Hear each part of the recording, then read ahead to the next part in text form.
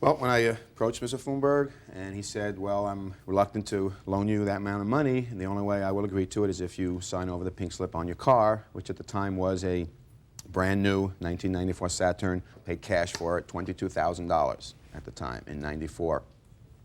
I admit there were things wrong with it. Windows, may not be, it wasn't brand new anymore at the time when Mr. Thunberg took over the car. Which was in what year, 97? Which was January of '98. January of 98? Yes. Okay. When I was in his office and I agreed finally. What kind of office does he have? Just an office in Beverly Hills with his name, the name of the company on the door. What kind of work do you do, sir? I currently do property management. What were you doing back then? Legal publishing. So I walked in and I said, okay, I agree to giving my pink slip.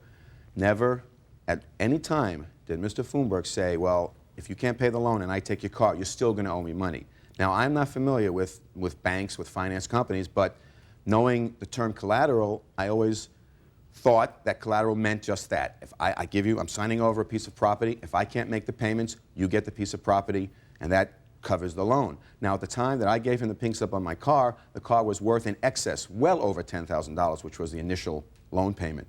Now, it's my contention that once he took the car, and I tried over the phone, he called me in New York. I was in New York, and I explained the situation. I didn't have any money. I hadn't registered the car. There were outstanding tickets. I just was in very bad shape. He said, well, that's it. I'm taking the car. The car cannot be on the street, and I'm taking it. I tried to ask him for some more time. He said, no, I'm taking the car. I called my son. I told him Thunberg was going to call and just go along with him. Never at any time was ever anything mentioned that, okay, after I take the car, you're still going to owe me money.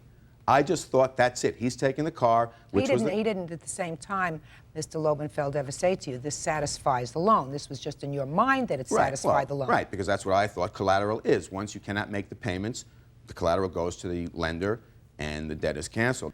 At no time did it ever enter in my mind that he would come back a month later writing me a letter saying that he sold the car for so much, such and such, and that I still owe him $7,000.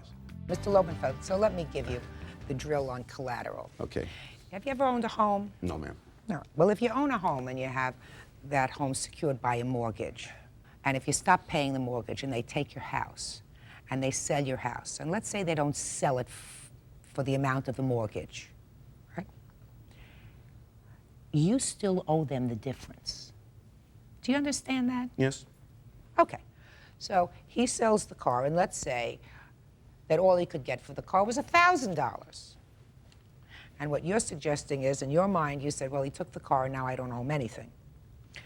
What I'm telling you is, he originally borrowed, a little over 2 years ago now, $10,000 from you. He's paid you back $11,587. Mr. Thunberg, there ain't no way in hell that you're getting a judgment for another $8,000. Not from me. Now, he was in a hard period of time. His wife was ill, couldn't get money from anyplace else, doesn't own any property, makes a minimum salary, and he was really kind of pressed. In all probability, a lot of this went for medical bills and probably funeral expenses. Is that right? Yes, ma'am.